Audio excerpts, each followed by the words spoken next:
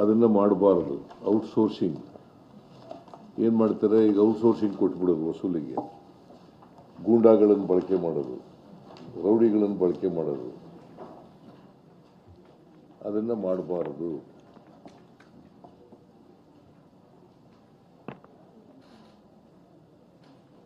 ಈ ನಿಯಮಗಳನ್ನು ಯಾರು ಉಲ್ಲಂಘನೆ ಮಾಡ್ತಾರೆ ಅವ್ರ ಮೇಲೆ ಸರ್ಕಾರ ಕಠಿಣವಾದಂಥ ಕ್ರಮ ತಗೊಳ್ತದೆ.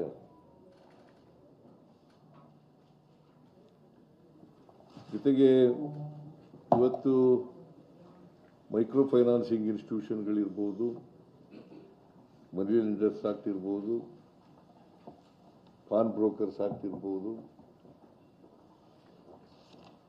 ಅಥವಾ ಎಕ್ಸಾರ್ಬಿಟೆಂಟ್ ಇಂಟ್ರೆಸ್ಟ್ ವಸೂಲು ಮಾಡ್ತಕ್ಕಂಥ ಕಾನೂನು ಇರ್ಬೋದು.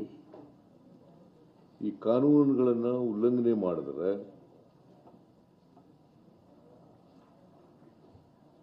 ನಾವು ಮುಲಾಜಿಲ್ದೇನೆ ಅವ್ರ ಮೇಲೆ ಕ್ರಮ ತಗೊಳ್ತೀವಿ.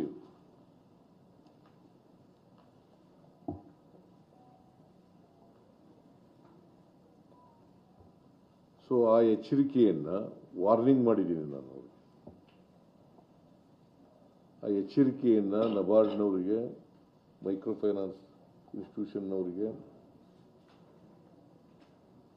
ಮತ್ತು ಬೇರೆ ಮನಿ ಲೆಂಡಿಂಗ್ ಇನ್ಸ್ಟಿಟ್ಯೂಷನ್ಸ್ಗಳಿದ್ದಾವಲ್ಲ ಇವ್ರಿಗೆಲ್ಲ ಕೊಡ್ತಕ್ಕಂಥದ್ದನ್ನು ಮಾಡಿದ್ದೀವಿ. ಈ ಮನಿ ಲೆಂಡಿಂಗು ಕಾನೂನುಗಳಿದ್ದಾವಲ್ಲ ಇವತ್ತು ನಮ್ಮ ರಾಜ್ಯದಲ್ಲಿ, ಅವಕ್ಕೆ ತಿದ್ದುಪಡಿ ಮಾಡಬೇಕಾದ್ರೆ ಕೂಡಲೇ ತಿದ್ದುಪಡಿಗಳನ್ನು ಮಾಡ್ತೀವಿ. ಅವುಗಳನ್ನು ಇನ್ನೂ ಬಲಯುತವಾಗಿ ಮಾಡಬೇಕಾದ್ರೆ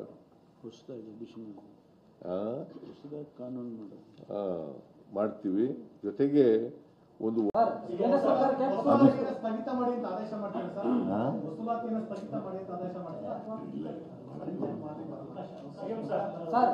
ಮಾಡಕ್ ಬರಲ್ಲ.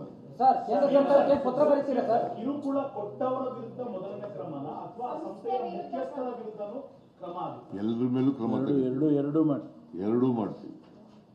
ಕಿರುಕುಳ ಕೊಟ್ಟವರು, ಕಿರುಕುಳ ಈಗ ನಿಮಗೆ ವೈಕೇರಿಯಸ್ ಲಿಯಬಿಲಿಟಿ ಗೊತ್ತಾ ನಿಮಗೆ?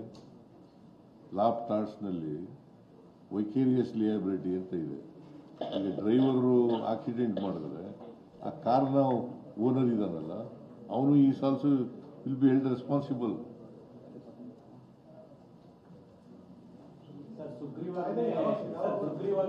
ಇಮಿಡಿಯೇಟ್ ಮಾಡ್ತೀವಿ.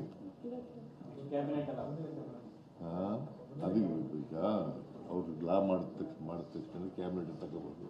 ಕ್ಯಾಬಿನೆಟ್ ಮುಂದೆ ಮಂಡಿಸಿ ಆಮೇಲೆ ಸುಗ್ರೀವಾಜ್ಞೆ ಮಾಡ್ತಾರೆ.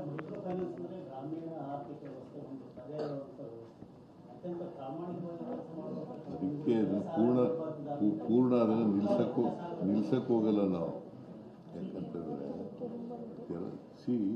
ಸೊಸೈಟಿನಲ್ಲಿ ಬ್ಯಾಂಕ್ನಿಂದಲೇ ಸಾಲ ತಗೊಳಕ್ಕಾಗಲ್ಲ, ಎಲ್ಲರೂ ಬ್ಯಾಂಕ್ನಲ್ಲೇ ಸಾಲ ಸಿಗೋದಿಲ್ಲ. ಸೊ ಅದಕ್ಕೋಸ್ಕರನೇ ಇವೆಲ್ಲ ನಾನ್ ಬ್ಯಾಂಕಿಂಗು ಲೆಂಡಿಂಗ್ ಇನ್ಸ್ಟಿಟ್ಯೂಷನ್ಸ್ಗಳೆಲ್ಲ ಶುರುವಾಗಿರೋದು. ಸೊ ಅದನ್ನೂ ನಿಲ್ಸಕ್ಕಾಗಲ್ಲ ನಾವು, ಅದನ್ನು ರೆಗ್ಯುಲೇಟ್ ಮಾಡಬೇಕಲ್ಲ. ರೆಗ್ಯುಲೇಟ್ ಮಾಡದೆ ಹೋದರೆ ಈ ಬಾರೋಯರ್ಸ್ಗಳಿಗೆ ತೊಂದರೆ ಆಗ್ತದಲ್ಲ, ಅನ್ಯಾಯ ಆಗ್ತದಲ್ಲ. ಹಿಂದೆ ಡೆಟ್ ರಿಲೀಫ್ ಆಕ್ಟ್ ಅನ್ನ ರಾಜ್ಯದಲ್ಲಿ ಇಂಟ್ರೊಡ್ಯೂಸ್ ಮಾಡಿದ್ರು ಮೈತ್ರಿ ಗೌರ್ಮೆಂಟ್ ಅಲ್ಲಿ. ಅದನ್ನ ಎನಾಕ್ಟ್ ಮಾಡಿದ್ರು, ಅದರ ಜಾರಿ ಮಾಡಿದ್ರು. ಇಂಟ್ರೊಡ್ಯೂಸ್ ಮಾಡೋದು ಡೆಟ್ ರಿಲೀಫ್ ಆಕ್ಟ್, ಋಣಮುಕ್ತ ಕಾಯ್ದೆ ಈಗ ಅದೆಲ್ಲ ಚರ್ಚೆ ಕಾನೂನು ಮಾಡ್ತಾ ಇದೀವಿ. ಹೊಸ ಕಾನೂನು ಅಂತಂದ್ರೆ ಏನೆಲ್ಲ ಸುತ್ತಾ ಇದ್ದೇನೆ. Thank you.